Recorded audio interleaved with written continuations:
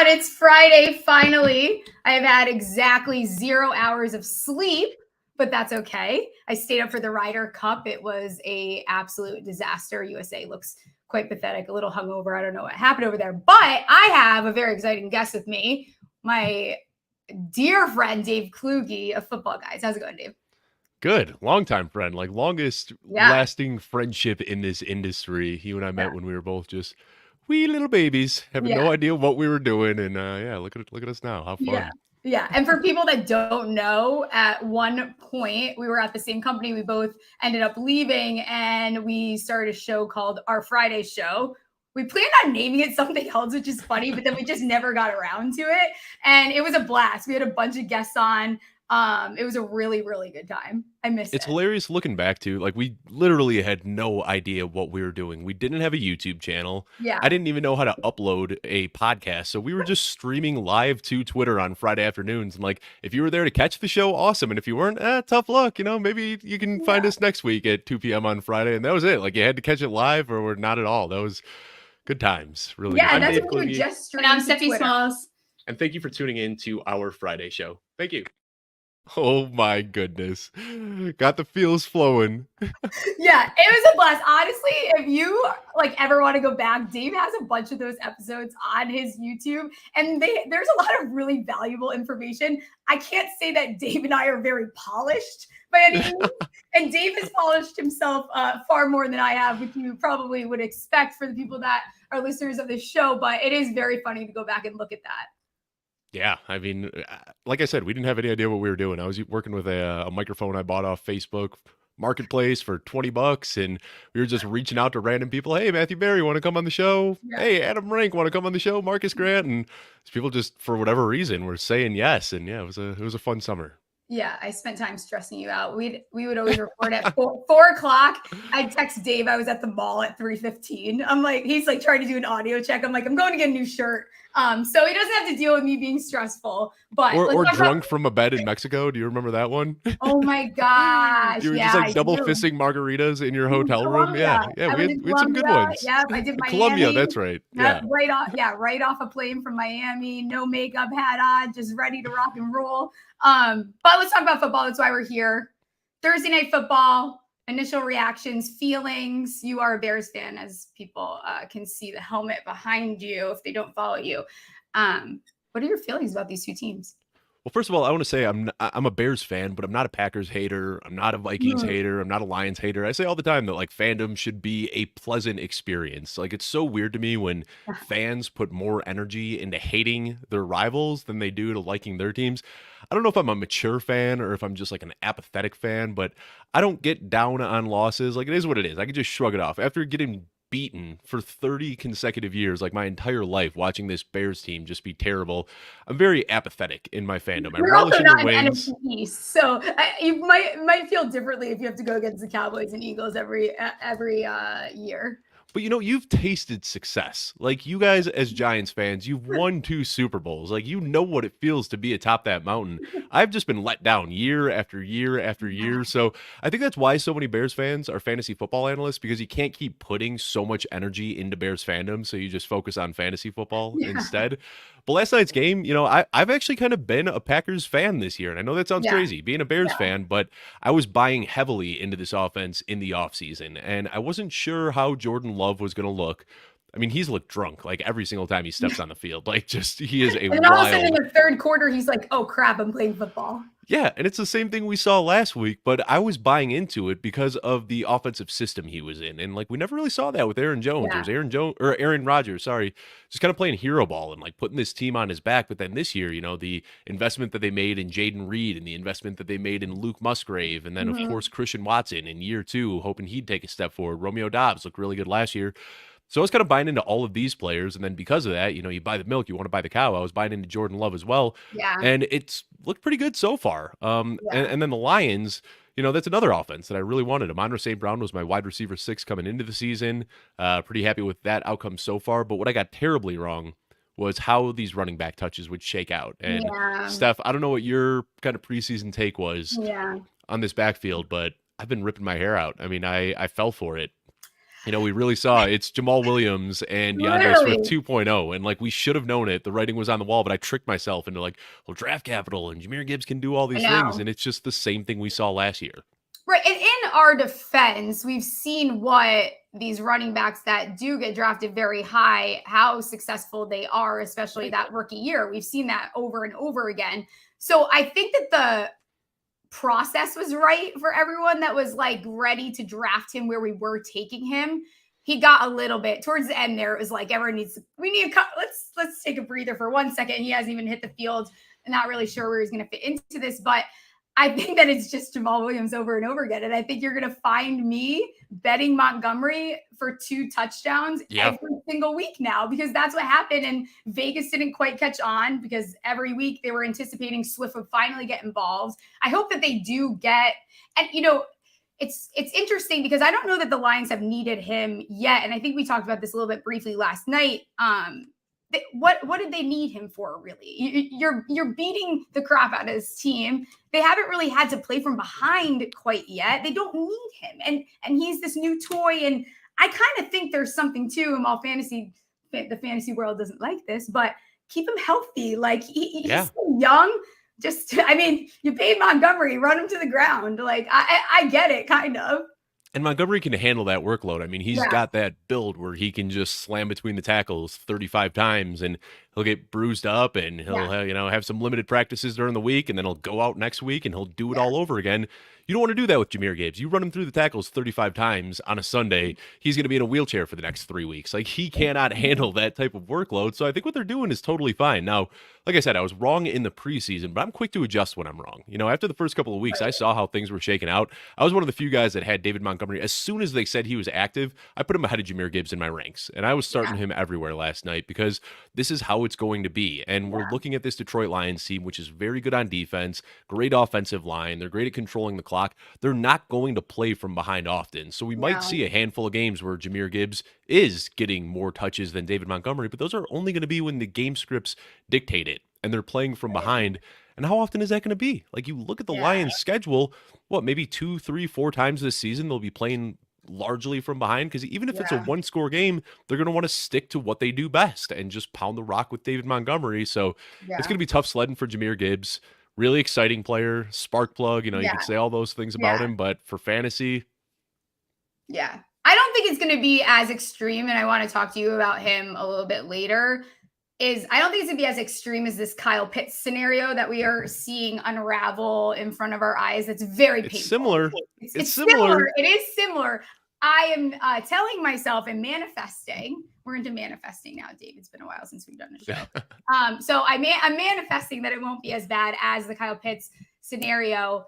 Before we talk about someone like Kyle Pitts, Laporta is awesome. Like, he is blowing every tight end, like, developmental chart that someone wants to throw at you. He's just beyond even where the expectations were for him. And, looking at it and talking to some people that are Vikings fans, that hawk tree doesn't look as good anymore. They just paid him so much. It doesn't look as good. Not that Hawk is not fantastic, and you're seeing him eat week after week. And the Vikings, they're utilizing him. They have that type of offense. It's very, very dynamic. And he's going to get fed there. But Laporta looks awesome. And like, they're both tight ends in theory, right? Like, they've both got a TE next to their name. Oh my gosh, can you hear that? My washing machine. I don't know if you can hear that or not. It's going crazy right now. I hear it. All right, good, cool. All right, the noise canceling is working. Yeah, awesome. But Laporta and TJ Hawkinson are like completely different types of tight ends. Like, TJ Hawkinson is run a 5-yard dig route, catch the ball, and fall over. Laporta can do things after the catch. Like, he's that same archetype of tight end that we love in fantasy football, where he is an extreme athlete. He can do what Travis Kelce can do, what George Kittle can do, what Darren Waller can do. He's got that after the catch ability. And that's something we never really had with TJ Hawkinson. Like, he pulls a lot of targets, but he's great if you're looking for like 6 catches, 45 yards, a touchdown every now and then. But Laporta has that great game-breaking upside where he can go for 200 yards and a couple touchdowns any given week. So, yeah, in hindsight, especially once you start looking at the contracts, not looking too good for Minnesota. Not great, especially and I think we're going to see the Vikings find some success. I'm not ready to rate them off. I think people are being a little dramatic. I think a lot of these games, they were in all 3 of those games. And a lot of that came down to fumbles and to some bad luck, bad calls, whatever you want to call it. But I think some of those losses were more impressive than some of their wins last year. I'm still okay with being under the impression that they're going to figure it out. Do I think that they're going to necessarily make it to the playoffs? No, but I think that they will figure it out. They have enough weapons. I actually don't think the defense looks as bad as, again, everyone is advertising. I keep saying that. I think Flores is making do with what he has, kind of like Wink for the Giants. You got to chill out a little bit with the blitzing because you're not finding as much success as you think you are. But I know, having all these young pieces, sometimes they're just doing what they know and what they know best. Now, I don't know it off the top of my head, but if I recall, were they 10-1 in one-score games last year, the Vikings? Yeah, I think it might be worse than that. I think it's even worse than that. Maybe even 12-1? Yeah, whatever it was. And I mean, we kind of knew they were paper tigers. Like, they were the 1 seed, and they had a negative point scoring differential. I mean, this wasn't a good team last year. No. They were a lucky team, and now we're seeing that luck pendulum swing in the opposite direction, and now they're a very unlucky team. And I don't know. I don't think they're going to make the playoffs this year. No, I really don't. And I think they're going to have some serious conversations within that newer regime that came in, because their drafts are not looking good since Kwesi got there. I think that O'Connell is a good coach, but there's sometimes the play calling. What are we doing? They're also, and we could talk about Dalvin Cook. I love that. Yeah, that was a good move. That was a good move to let Dalvin Cook walk, right? I think they did one smart thing. They moved on from Dalvin Tomlinson. I think it was time for that. I think Dalvin went to the Vikings and put on all this weight from the Giants, and then just was slow as hell. He was still one of their best defensive guys, but that wasn't saying a lot for the Vikings last year. So I think they made some decisions that are good, but you look at the guys that they've drafted, and granted, yes, like Lewis Cine, he did get hurt, a very bad injury, so there's a lot of recovery that goes into it, but not looking pretty. I think that, and where I was going to take this was, where are you at with Akers stepping into this system? Because I think we saw, and I know you wrote an article actually about, where these workhorse roles are possibly going goodbye. See you later. Not exactly this glorified idea that everyone thinks. And one of those guys was Madison. Yeah, and Madison, I mean, he was a guy that I really kind of liked early in the offseason when I had my dynasty cap on. And, we've talked about Madison for years as like a guy that you want to just go out and trade a second-round pick for and bring Madison on your team because he's going to get these spot starts and blah, blah, blah, blah, blah. Yeah. And then I started digging into the numbers a little bit more when he started getting steamed up in redraft leagues and people were taking him in like the 4th and 5th round. And I was like, all right, let me do a little break check on this because it seems like we've gotten a little over our skis here. And then I started looking into it, and there was so much context missing from it. Everybody liked to quote he had 21 or 22 points per game, whatever it was in the games that he had started. But in 4 of those 6 games, he was playing bottom 3 rushing defense. I was going to say it was like 6 games too. It was 6 games, small sample size. 3 of them were against the Lions, and one of them, remember that one year where Seattle was giving up like over 200 rushing yards per game? Yes. And that's what it was. So of those 4 games, or of the 6 starts that he had, 3 came against the Lions, 1 came against Seattle. The 2 times that he had to face even a decent defense, he couldn't score double-digit fantasy points, and he was horribly inefficient. So I started digging into it a little bit and saw that. I also saw downtrending efficiency every single year he was in the league. So I got a little bit nervous, and I was kind of out on Madison. And now a lot of the concerns I had are coming to fruition. I'm going to get a little nerdy here, talking about 2 stats that I really like. Cool. That's why I bring on people smarter than me to bore everyone with stats. No, so rushing yards over expectation per attempt is a pretty good, all-encompassing stat for a running back's effectiveness. And right now, Alexander Madison is averaging negative 0.51 rushing yards over expectation per attempt. That is the 13th worst in the league. His EPA, you're familiar with EPA, extra points added, is the 97th out of 117 qualifying running backs. So he's been terrible. And we saw it. I mean, last week we saw him with the drop at the goal line. Oh my God. We saw him with the fumble that wasn't a fumble at the goal line. We saw him with a wide open lane into the touch or into the end zone, and he just tripped and fell. He's been awful. There's no way around it. 3 plays in a row, and he dropped that touchdown. He also fumbled near the goal line, and it was giving me PTSD from watching Dalvin Cook. And I couldn't find the stat, and I was trying to look for it, but the amount of times that Dalvin Cook was literally at the goal line and had a loss of yards was more than he even got into the end zone. And it is, I mean, they look so similar this year. It's concerning. The nice thing about this team, though, is like, I don't know that their running game is that important. So if they can squeeze out something from Akers, they're not going to really need to rely on him. And see, I don't even know if it's – and I do think that Akers is a little bit better than the 22 attempt, 29-yard game we saw in week 1. I'm not a huge fan of Akers' talent, but that's what I talked about in this article is there doesn't need to be a next man up. And I think people say that. You know, they look at the depth chart and they say, well, Akers isn't that good either. And, yeah, Akers isn't that good. But if Madison is bad enough that they have to start reeling back his workload, we see a little bit of Akers. We see a little bit of Ty Chandler. Maybe they elevate Myles Gaskin. Maybe they make a trade, you know, bring in Leonard Fournette. There's so many things that can happen to muck up the situation there in Minnesota. And that's what we've seen in years past. Like Mike Davis, we looked at the depth chart after week 1 when he saw 24 touches and was terrible with his touches. And we said, well, who else is going to do it? And then we see this unexpected breakout from Cordero Patterson in year 9. Remember Quadre Olison, undrafted rookie. He starts getting touches. They signed Wayne Gallman off the street and he starts getting touches. My guy. We love him. Exactly. But then all of a sudden, Mike Davis goes from this workhorse role in the first few weeks to seeing nothing because they're running this committee approach. We saw the same thing with, who was the other example? I can't remember. There was another one. Chase Edmonds. Chase Edmonds last year. Oh, God. Terribly inefficient, looked awful with his touches, getting stuffed at the goal line.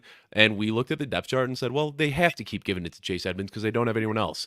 Then all of a sudden, Raheem Mostert stays healthy for the first time in his career. They signed Jeff Wilson midseason. They start giving touches to Patrick Laird and Selvin Ahmed, like these random guys off the streets. And then before you know it, Chase Edmonds is completely irrelevant. I see Alexander Mattison trending in that direction. They can't keep feeding him the way that they have been. And I think what, you know, and I always say tread lightly with who you're dropping, but like some of these messier type backfields, you get to week 6 and you've wasted 6 weeks of him getting you somewhere between 2 to 9 max fantasy points, sometimes getting you a goose egg. So it adds up, and you know that's going to compile on top of each other, and then you're kind of going to be to the point where there's nothing on waivers for you. Right. So with these guys, you kind of have to act fast. And I'm seeing too, and I don't know if you noticed this, but at least in my leagues, running backs went quick off waivers. Like it is slim pickings this year. And I don't know if that came from all the injuries heavy on and people panicked,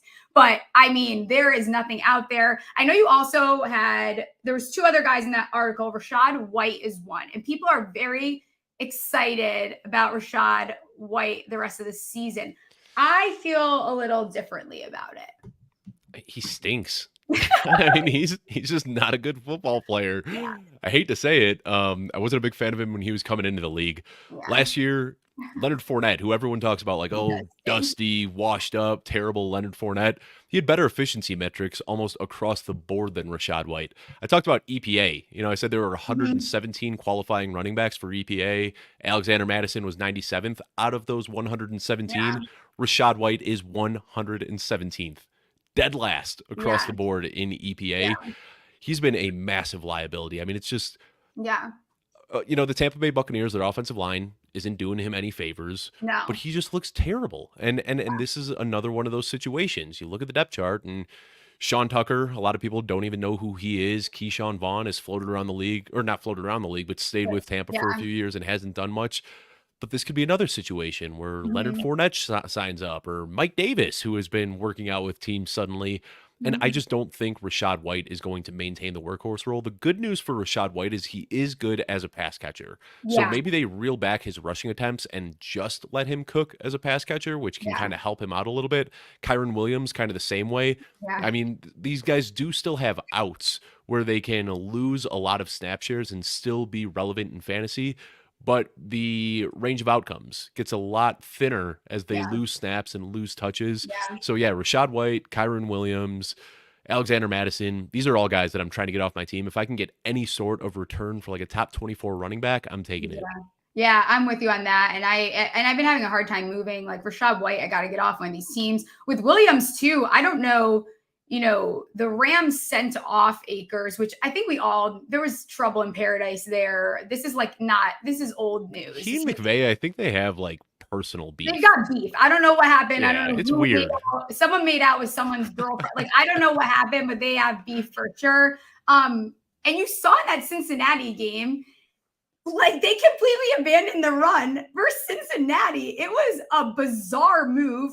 And I think even there, like I would rather just stay totally away from him. Like if Tutu Atwell is still on your waiver wires, I'd rather just save a bench spot for him. They're scheming him up in ways that are absolutely beautiful. I even think, and I don't know where you are with this, but when Cooper Kupp comes back, I'll tell you who's not having a hit, and it's Tutu. He's not getting.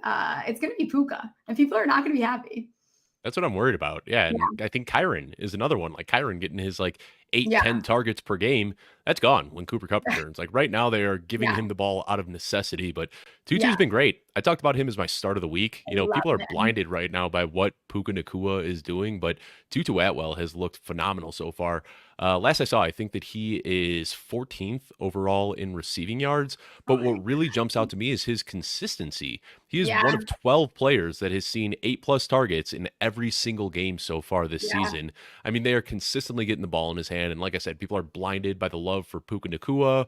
Understandably so. 35 targets in his first 2 games is absolutely ludicrous. But I think Tutu is the better of the two. Tutu better of the two. It's a mouthful. Puka, like Hakuna Matata. I don't know. There's so many freaking names on that team. I swear. We're gonna have to. I was saying this to Jake when he was on the show last week. We're gonna have to bet on whatever random wide receiver we can find with a cool name. We're all gonna bet that the Rams. Yeah, it definitely isn't Van Jefferson. I can tell you that much. That's the most boring name out there, and he also kind of stinks. I was going to say, everyone wants it to happen. That's they're forcing that one. They can't let it go. Yeah. So I've got, I'm looking up real quickly at my rankings because, like I said, I really like Tutu Atwell this week. I'm starting him ahead of some pretty spicy names here. Gabe Davis, Terry McLaurin, Tank Dell, Jerry Jeudy, Adam Thielen, Nico Collins, Garrett Wilson. I mean, I like him this week. He looks pretty good. So it's 15th in receiving yards. I'm looking at this right now too. Ahead of crazy names like Tutu Atwell has more receiving yards than Amari Cooper, AJ Brown, DK Metcalf, Jamar Chase, Michael Pittman. It's crazy what he's doing, and he's doing this essentially as the number 2 option on the team. Yeah, and I noticed too this happens a lot where it's kind of leveled out now with the Houston Texans wide receivers, or what I'm thinking off the top of my head, but Vegas has caught on to the Puka thing. His receiving yards are opening at 70 and a half yards, and his receptions are opening at 6.5. You look at Tutu's, and this week, it probably opened a little lower than this, but there's a 49.5 out there at -110. His receptions, over 4.5 plus 110. I love that. I like his longest reception too. He's a sneaky one where you could do the rushing and receiving because they do use him in a way where he gets those rushing yards. Mm-hmm.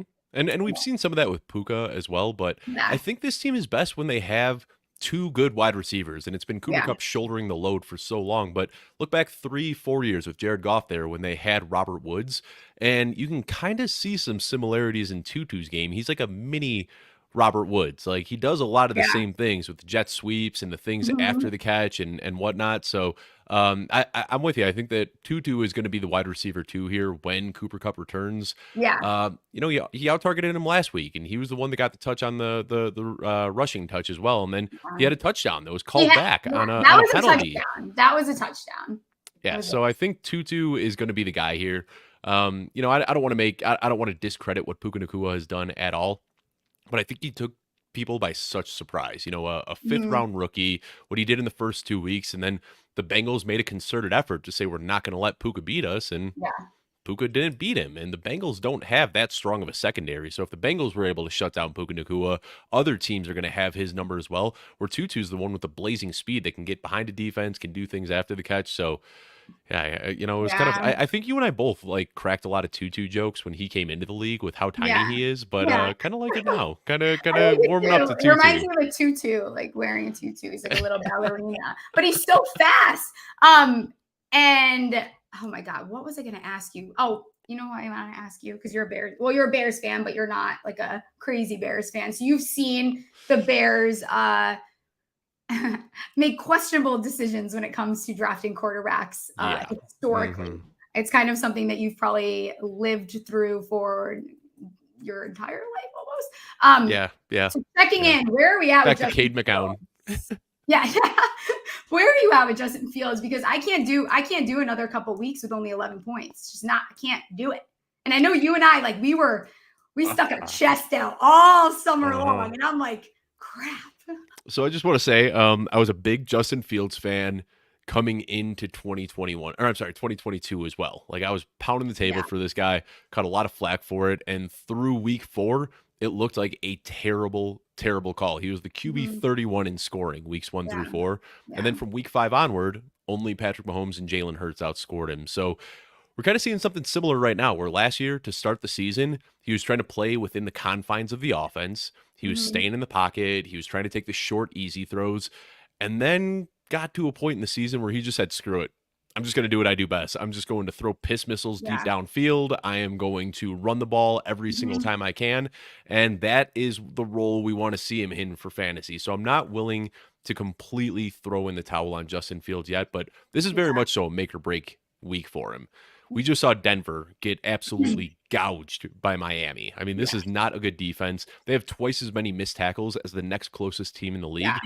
So I think that there are going to be running lanes that are abundant. He's going to be able to break tackles in the open field. I think this could be a bounce back week for Justin Fields. He talked about wanting to play a little bit more free, wanting to run a little bit more. He said once you start running, your adrenaline gets going, the entire game slows down. And that's what we saw from him last year. So long term, I'm not sure if Justin Fields is the answer for the Chicago Bears franchise, as much as it pains me to say that. But I think fantasy wise, I think we see him start to do what he did last year and provide some fantasy points again. But I'm just nervous. Like you said, I've seen this my entire year. You know, Mitch Trubisky, second overall pick, they ruined him. Justin Fields, one of the best prospects that the Bears have ever drafted, you know, up there with Trevor Lawrence until the pre-draft process tore him down and they destroyed him. I'm worried. Like they could get the number 1 overall pick next year. Even if they draft Caleb Williams, it's just going to be like, all right, well, clock is ticking 2 or 3 years before they destroy this poor kid too. I mean, the Bears are just, I'm starting to wonder if they're a cursed franchise. Oh, they're not cursed. You deserve a lot better, though. You don't deserve this, Dave. You're a nice person, but at least you're numb to it now. And I think Caleb would probably end up pulling an Eli Manning and saying, I'm not going to Chicago anyway. So I don't know. You don't have to worry about ruining him because I don't know. Let's not forget the Bears also have the Panthers pick next year too. And Bryce Young has not looked great. So the Bears realistically could have 2 top 5 picks next year if both teams keep trending the way that they do. But I'm just blaming it all on Chase Claypool. I'm sure you saw my tweet the other day. Since the Bears traded for Chase Claypool, they have not won a game. So just get that guy out of here. He's got to go. He has to go. It's the only way. I don't know how we have to get rid of him, but he's got to get out of here. Okay, this is kind of selfish of me because they're questions that I have. We just said Fields. So Fields versus Stroud, like rest of season. Are you still putting all of your marbles in the Fields basket? Because I think you and we were similar in the fact where like I wasn't skeptical of Stroud. And I think I was higher on the Texans going into the season than a lot of people were. And I think there's an argument for if you're an 0-3 team and Fields doesn't have a good week this week, like I may be telling some people that it's okay to go ahead and drop him and pick up Stroud if we see Stroud have a good week this week against the Steelers. Yeah, that's fair. And I actually did really like Stroud coming into the league. He was my QB1. You know, I never really had any questions about that. You know, I was a big fan of Stroud. I think the surprising thing is just what this Houston Texans offense has looked like. We thought this whole team's identity was going to be a strong defense. You know, DeMeco Ryans coming in there and revamping the defense, and then Dameon Pierce pounding the rock, and, you know, offensive line and all these things. And they're just throwing the ball like 45 times a week. And CJ Stroud is just a 300-yard per game machine.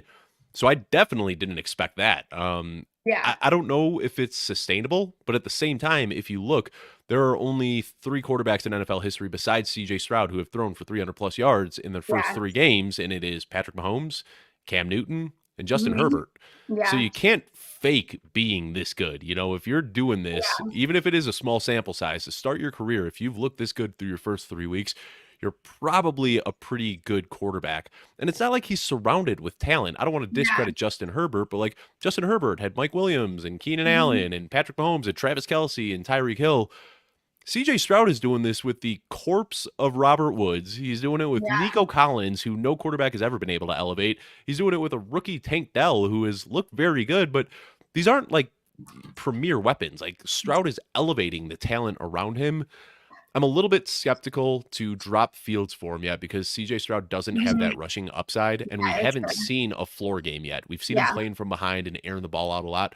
We're not going to see that every single week, so I'm a little bit skeptical for now, but I'm Yeah. absolutely picking him up and stashing him where I can. I'm just going to Yeah. hold off another week or two before I put him in my Yeah. lineup. Yeah, absolutely. And you can go and drop guys like Alexander Madison instead and And then Dalvin Cook. stash them somewhere. I was only laughing because I would kill to have Daniel Jones to have those weapons the last couple of years. Like I'm like Nico Collins, Robert Woods. This is awesome. That would be sweet. Take Dell, giddy up, sign me up for that. I like it. Talking about two wide receivers that I actually don't know where you were at with these two guys. I think you were maybe a little bit lower on one of them than I was.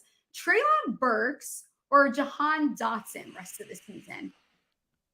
I talked about both of them as cut candidates on my show on Tuesday. I mean, yeah, I don't know if you saw it today, but it looks like Treylon Burks may have re-aggravated his injury. At first, they said it was an LCL. Now they're saying potential PCL. I mean, he hasn't looked like himself. That's a run-first team where DeAndre Hopkins and Nick Westbrook-Akine is out-targeting him. I mean, it's been bad. Like, Treylon Burks has that one big 70-yard catch or whatever. I know I hate doing this, like, if you take away this one player's play, but if you take away the one game where he had a big play, scored 1.5 PPR points and 4.9 PPR points. I mean, he doesn't belong anywhere near a lineup. I mean, if DeAndre Hopkins gets hurt, sure, go ahead and pick up Treylon Burks, but he's cuttable at this point. And then Jahan Dotson, he's a guy that we talked about him on the Cut Show, and I was the one voice of reason. Alfredo Brown and Victoria Geary said to cut Jahan Dotson. I'm still holding on to faith for Jahan Dotson. I do prefer him over Treylon Burks, but neither of these guys belong in your starting lineup until we can see it. But if I have to stash one, I'd prefer Dotson. Yeah, I think what happened with Washington is one, they faked us out in the preseason games. We had that one game, he had like 76 yards. It was a ridiculous game. He looked awesome. And Howell looked like Mahomes. Yeah. And I think part of it too, in a lot of these teams and some of the like common denominator is they're just not good football teams. Everyone got way too excited about Washington. They're just not a good football team. Like I think that Ron Rivera is probably going to be one of the first candidates at the end of the season that probably heads on his way. They're not going to do it mid-season because they respect him. And I don't see Washington doing that. But Howell's kind of a Band-Aid. And I think for Washington fans too, like they're better off just sticking with Howell because Jacoby can win games. So I don't know that you want him to come in. You're almost in a better spot to, at this point, if you don't start kind of turning it around while they do, they play well against and that's why I think if Ron Rivera's seat starts to get hot, he might make the switch to Jacoby. And you and I talked about this in the offseason that if Howell isn't it, Rivera isn't in a spot where they're going to extend him the grace of going through another rebuild. He's going to have to start winning games. And if they keep losing, it wouldn't surprise me if week 5 or 6, Jacoby Brissett goes in there. All of a sudden, they start scraping together some gross wins, finish the season at 500, and then we see Rivera again in 2024. Gosh. Washington, wouldn't it be hilarious if they brought Kirk Cousins back? Oh my god! I was joking about this the other day. Like after not like extending him, letting him be your last 4,000-yard passer, being an absolute quarterback like hell, purgatory for all these years, and then they bring back Kirk. I think it would be hilarious. I don't want Kirk. What's a 4,000-yard passer? I'm a Bears fan. I'm not familiar with that term. Sorry, yeah, I know. Sorry, I mean, I don't know that I should even be talking. I haven't seen something like that in a while now. I try to pretend like Eli was recently. It was not recent. I mean, what? Eli was in the league like 7-8 years ago. It wasn't that long. Time. I mean, we're creeping out a decade there. You live a lot of. I mean, it was the Jay Cutler era when you start looking at it. That was a long time ago. Yeah. Now we're getting dark. Now it's getting a little dark. All right, so there's a couple of revenge games this week. Ridley versus Jacksonville. Power to the gambler there. I also saw, I think Mr. Scampers in the chat said that they reduced Jameson Williams' suspension to 5 instead of 6. I don't know how big deal that makes, but that's kind of spicy because I actually love him as a stash. Like I think that he's going to come back and get it. I know you don't like him anymore, but I'm not jumping off the boat yet. So I was a big fan of Jameson Williams coming into the Yeah, league. I think everyone talked about him being like, just a pure speedster, and that was all he could do. But I think he was a much more versatile receiver than yeah, people yeah. really thought. But I'd be lying if I said my bus meter wasn't beeping a No, little bit. The injuries, the it's always suspensions, the something. drops, the I fights know. in practice. Yeah, It seems like it's just always something. So I've cooled my jets a little bit. He was my favorite receiver coming into the draft that year, mhm, but I've definitely started to temper expectations a little bit over yeah, the last 2 years. yeah. Do you like Ridley versus Jacksonville or Thielen versus Minnesota better? Because I kind of think that Thielen's a little bit of a softie, and like he likes Minnesota still. That he's like gonna feel bad. I don't know Oh, why. Like come on. I see him being this like I don't know, and maybe it's because I follow his wife on Instagram, and that's very off brand for me. But I don't know. I think that he first of all he's been quietly fantastic. Everyone wanted to Yeah. write him off, and I mean this guy looks awesome. He doesn't look like he's missed a beat. He doesn't look old. He looks very fast still. It'll be interesting to see with Bryce Young if they're able to keep up with that. Yeah, one of my like big takes in the offseason was drafting a lot of Adam Thielen, but I never tweeted about it because I Yeah, knew how bad the backlash would be. So I yeah, just like quietly got like 20% Adam Thielen shares in yeah. best ball and didn't want to tell anybody about it because it was disgusting. But Mhm. I like Thielen this week. I don't know if he's gonna be a softie and take it easy on his own team. I do like that though. That's kind of a funny narrative. But Ridley is another guy where I think he took a lot of people by surprise week one. And since then, Ridley in weeks 2 and weeks 3, he looked like a guy who hasn't played football in 2 years. Yeah. Dropping the ball, getting banged up with some injuries. Maybe he's We gambling know again. might be. I don't know. I'm nervous about Ridley, and like one of my big preseason takes was we should be drafting Keenan Allen over Calvin Ridley. And after week 1, I was like, God, I'm an idiot. I can't believe I did this because I did it myself in a lot of leagues. I drafted Keenan Allen while Calvin Ridley was on the board, but Yeah. not feeling quite as bad about that now. I think what we're going to see from Calvin Ridley after week 1, we just thought this guy's going to be a weekly top 5 wide receiver. He's back. I think he's going to be a little bit more boomer bust than that. Trevor Lawrence is reverting back to looking at Christian Jones as his security blanket. The good news is no Zay Jones this week, so that's going to open up more Yeah. opportunities for Calvin Ridley. But I don't know if I'm willing to just, bet the farm on Calvin Ridley right now. I want to see it. Mhm. We've only seen it in 1 of 3 weeks so far. Yeah. And I've been staying kind of away from Jacksonville as a whole. I think they're going to be kind of this second part of the season team, and that's where I'll start to trust them. They got to figure it back out, and they did this same thing last year. I think they got to iron out a couple wrinkles before I let you out of So here. well, let me say But one last thing about Ridley, really, no, really do quickly it. here. We're talking about Ridley and the Yeah, revenge game to play against Atlanta, but there's still some players on this Atlanta defense that watched Ridley quit on his team 2 years ago. Mhm. So the revenge narrative might be flipped a little bit, where these defenders are playing harder against Ridley because, from their perspective, he's the guy that quit on the team. He's the guy that forced a trade out of there. Mhm. So I think there might be a revenge narrative where these Atlanta quarterbacks are saying, let's do whatever we Yeah, can to shut this guy down. yeah. Actually, you just convinced me. I'm going to look at some unders when I get off the show. I think I'm going to go the other way. I'm going to, when everyone zags, I'm going to zig, whatever the freaking phrase is. Do you have any bets you like this week? Travis Kelce touchdown. I mean, we got it right. Like whatever it is, it sounds stupid, but it seems like right now it is just they're just having fun right now. I mean, the Andy Reid and Patrick Mahomes and the Chiefs, they're just doing whatever they want. They're having fun out there. They know that Taylor Swift's going to be up in the skybox, completely driving down narrative street here. I don't have a single statistic to back this up, Yeah, but I think that the Chiefs are going to do whatever they can in the Taylor Swift Bowl to make sure that yeah, Travis Kelce gets into the end zone. I yeah. haven't checked the line on that yet. I was kind of joking around. I said as long as Probably it's like above I, minus 800, no, I'll take it. I have to look quick before I let you get out of here, but it's got to be like minus 120. What is I it? think it's going to be even lower than Minus that. 130, minus 160. Yeah. Wow. I'd take it as low as minus 150. I really would. Yeah. I mean, just for the hell of it, that they're going to do whatever they can to get him a touchdown Yeah. in front of his new girl. 2 touchdowns plus 480. I don't mind. I'd it. even go with Way that. up. Yeah. I mean, Ready, he sign me wasn't up. even healthy last week. If you watch him, he was limping around on Yeah. the field. He was injured. He was moving slow, and they still threw him multiple targets in the Yeah. end zone. You better believe now that he is 3-4 weeks removed from that knee Yeah. injury. If he's moving a little bit swifter this week, they're going to do whatever Mhm. they can to get him some. Yeah. All right, Dave, you're my favorite. Tell everyone where they can find you and then give me a prediction for the Bears game quick. You can find me on Twitter at Dave Kluge. I share all my content there. Don't really take my Twitter too seriously, though, so wouldn't recommend following me unless you like sarcasm and memes and jokes. Prediction for the Bears game. I'm not going to give you a score prediction. I will give you a fantasy prediction. Russell Wilson and Justin Fields are both going to finish as top 8 QBs in this matchup. It has the 4th highest over-under on the week. Both defenses suck. I feel like both quarterbacks right now have a lot to prove. I am starting Russell Wilson and Justin Fields in every single league I have them. It is going to be a slop fest indeed. I'll be back on soon. It was so fun doing a Friday show with you again. Miss you, Steph. Yeah. See ya. And now joining me, hey. Someone I wanted to have on for so long. Hi, Gabby. Hey. How's it going? Great. How are you?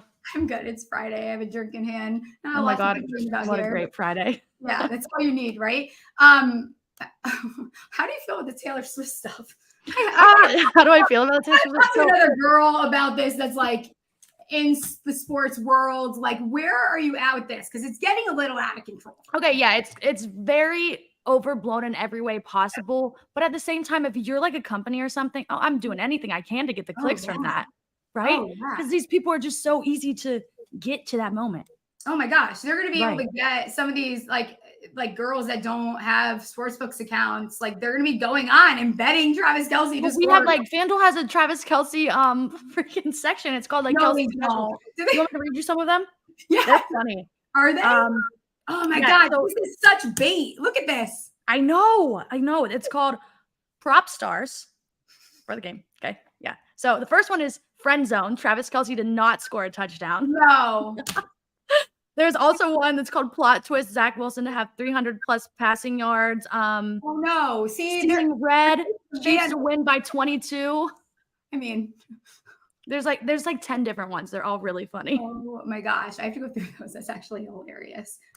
And did you see how Kelsey's like ex-girlfriend from 7 years ago came out and was like, yeah, like get any click. Where did you come from? You're not even the girlfriend we all remember. Who are you? Right. You didn't have anything to say about Kayla, so why are you saying it now? What the hell is going on? Are you a Browns fan? How's the season going so far? I mean, better than most. Yeah. Better than most seasons in Cleveland. Because at this point right now, people usually panic, you know? They're like, oh, here we go again. Another year. Yeah. Cleveland is 2.5-point favorites at home. I think it's a very fair line. Both these teams are 2-1. We know in divisional games, they get a little sloppy. 40.5 seems like kind of a high total there. Both the Browns, I think last 2 home games did not go over this number. What's going on with Watson? He threw a pass and then went to the trainer or what? I guess during the game last Sunday, he didn't like slide. He shoved his shoulder into someone. You know, they always want to be the tough guy out there. And I guess his throwing shoulder is a little sore. So I wonder how much that is going to affect him going into the week. Interesting. Because he hasn't thrown a ball all week. Yeah, I wonder how. I don't think that things would look horrible if he wasn't the starting quarterback. I mean, I like DTR. I really like DTR. I think you'd be totally fine. Yeah, I mean, the defense has been carrying on many ways. Yeah, so this defense is crazy. Like, I think Jim Schwartz, I don't know if he even gets enough credit for what he is doing. Like, their secondary looks fantastic. Their pass rush is ridiculous. I think that they can bring a lot of pressure to Lamar this week. Do you think the Browns win? Now, okay. Drama. That's your drama speaking. That's your.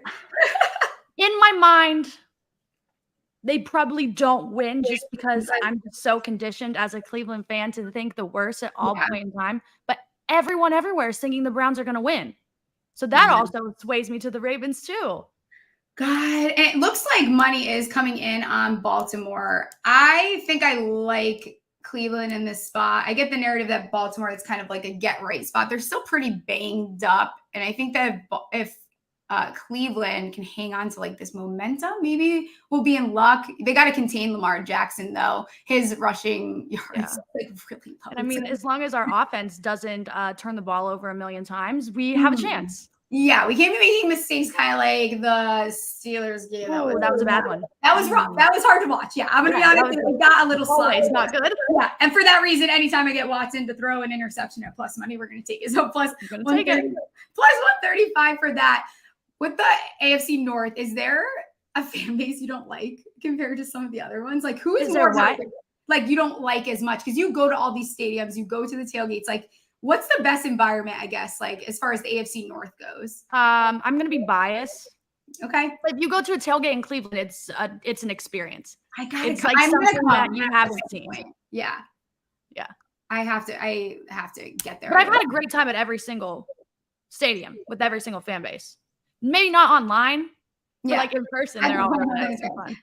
That's a whole nother thing. What is your favorite stadium? We actually met at US Bank. We've met. That was so nice. That stadium is so freaking nice. I am going back there. I love that. I can't wait. Oh yeah, look at us. That's us. See, look at it. We've met in person. I feel like everyone thinks that we're all weirdos and just like right. I know, just talking on the internet. Yeah, just weirdo. No, I had a really great time there. My favorite stadium though, that has to be it. Yeah. Have you been to all of them? Have you? What? Have you been to all of them? Oh no. What is there one that you want to get to this year? I want to go. I want to go to Bills so bad. I love. It's so fun. I love it. I want to go to Vegas. Haven't been there. That looks like a good time. Yeah, I definitely need to get there. What do you have? What games do you have coming up next? Like, do you go to every Browns game? No, I don't go. So I don't even plan on going to any of the games. Like last weekend, we didn't plan on going to the game. We were just going to tailgate, go watch somewhere. And Cleveland's just like cool. People will be like, "Hey, I have extra tickets. Do you want to go?" And I'm like, "Yeah, sure, we'll go." So me and my friend left the tailgate, went to the game like 20 minutes before it started. Yeah. So you know my whole ordeal with like calling everyone dad. Yes. Who is your dad? Like, it doesn't even need to be on the Browns. I think Njoku is probably popping into your head immediately. But who is like your dad? LeBron James. Okay, I love it. LeBron James. He's done everything for me in my life ever. Yeah. Don't even question it. Like, it doesn't matter where he goes. I'm still rooting for him. Yeah.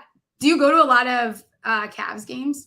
Yeah, I went to probably like 15 Cavs games last year. It was so much fun. Yeah. I have to get to a Nets game. I haven't been in a while because ever since they traded away all my favorite players, I've been a little salty. So I pretend like I'm a Phoenix Suns fan now because they have Kevin Durant.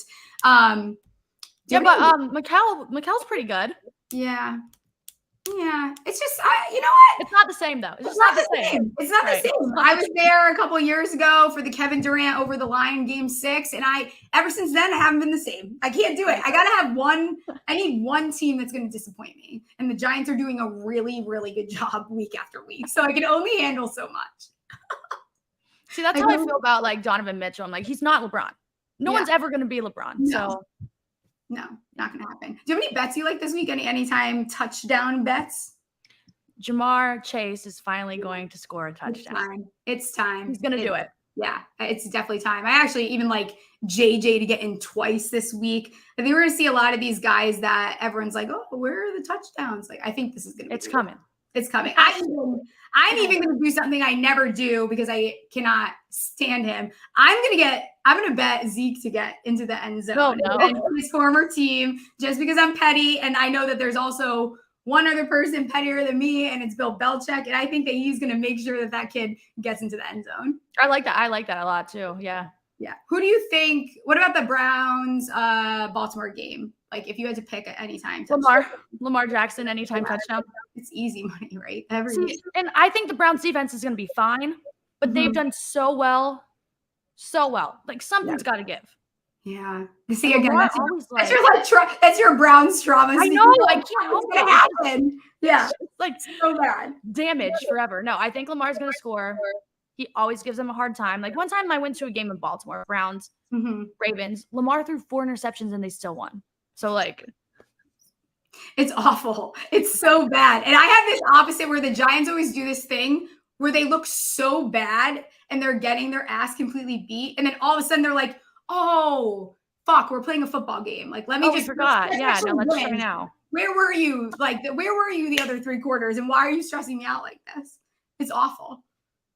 What do you think about the Arizona Cardinals before I ask you one other thing and let you get out of here and enjoy it? Now, I thought they were going to just tank and not win a single game, but I guess they're not tanking.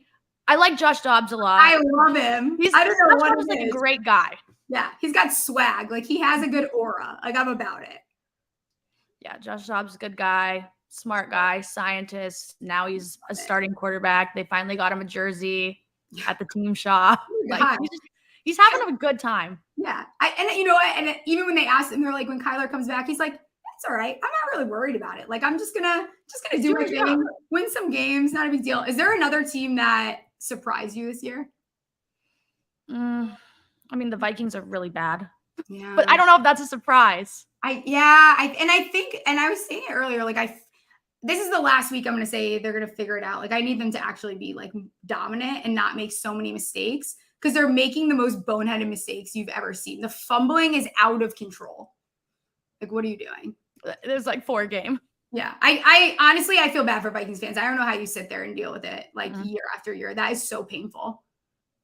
I felt so bad the Giants playoff game at US Bank. Like, I was like, I felt bad for you guys because I knew we were going to go to the Eagles and get spanked anyways. But I'm like, these poor people, all they want is to win. Oh my God. When I was walking out of there, they're like, every single year, man. I'm like, I get it. I get that too. Oh my gosh. All right. Fuck, marry, kill, and then I'll get you out of here. Okay. Okay. Justin Jefferson, Amon-Ra St. Brown, and CeeDee Lamb.